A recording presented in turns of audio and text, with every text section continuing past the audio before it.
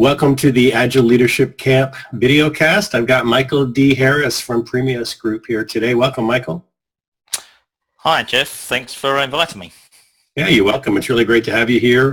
Michael, your company is one of the sponsors of this year's camp, and you're going to be a speaker, so we're really glad to have you here. Oh, I appreciate the opportunity. It's a great topic. Agile leadership is huge, and I'm experiencing it from a different perspective over the past 15 months or so. So it's certainly close to my heart. Well, your company's been through a lot of changes over the years. I met you back in 2006 for the first time with David Consulting Group, and tell us a little bit about your company and what you're doing, and some of the really cool things that you've been up to the last couple of years. Sure. So David Consulting Group was founded in 1994. So I bought it in 2006. So it's sort of, I've owned it for about half of its existence, really. And historically, we've always been around metrics. And so as Agile grew up, we got involved in Agile metrics and things like that. But our sort of historical base has always been helping our clients to improve their software development.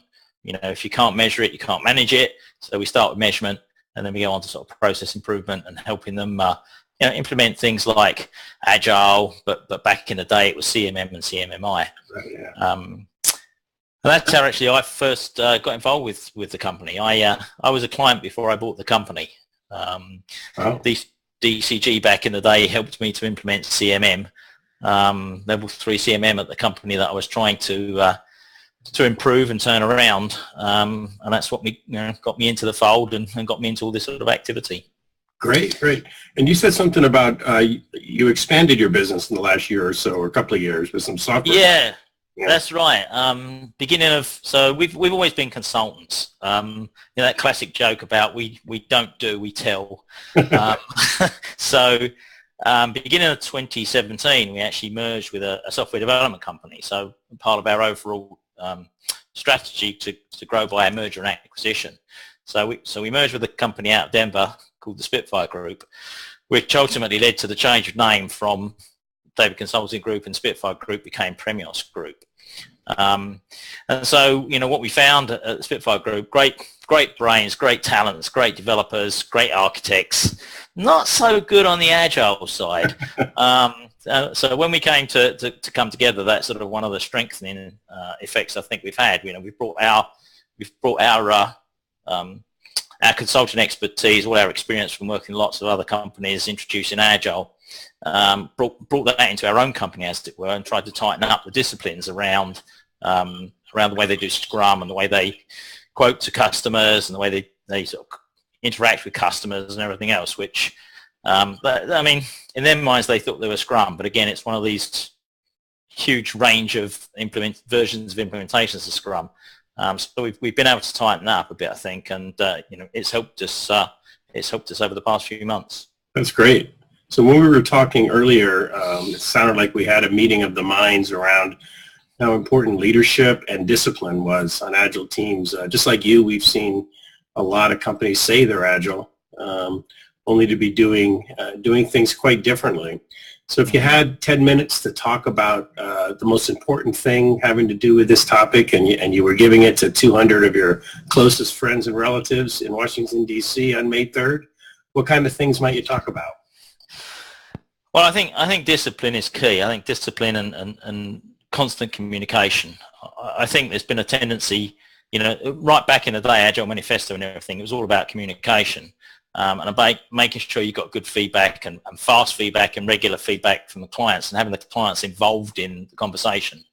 And I think, certainly for small development companies like we were, but I've even seen it on the huge scale, when you've got big development groups, is the sort of the interaction and the communication with the customer gets forgotten, and it all becomes around contracts.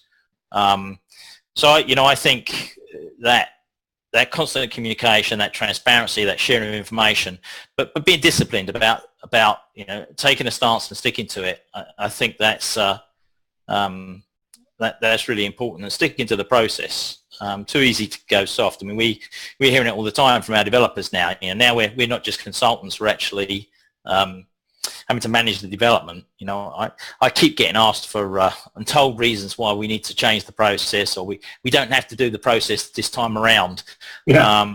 And it's tempting, but you have to stay. You can't let yourself fall onto the dark side, which I think too many of these teams do. Yeah, it reminds me when I do an Agile appraisal, I like to go around and observe organization, and they say, "Oh, we're not doing a sprint demo this time," or "We're not doing a retrospective this time," and I'm like, "What? What are you talking about?" Exactly. Yeah. And I think one of the things as well is about expectations. So you go from that extreme where it's sort of if you like the discipline, the informal Agile, to the other extreme where we've got the sort of the Agile people that treat it as a religion, and have no concept of what the customer needs. And this is one of the things I will be talking about when we all get together for the camp.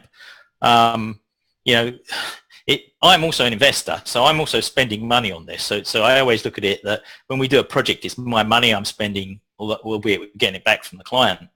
And if I'm investing in it just like the client, I want to know what I'm going to get and when I'm going to get it. And it's not enough to say we're on a path. This is a roadway we're heading down, and at some point in the future you'll get something and it will be great and you'll love it.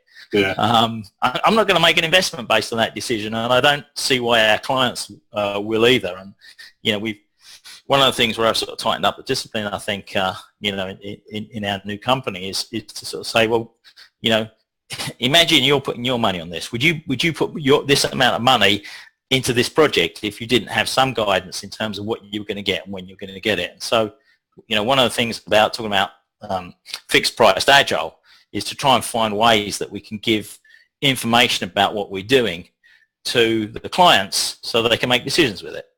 Now, the fixed price Agile is a real tension.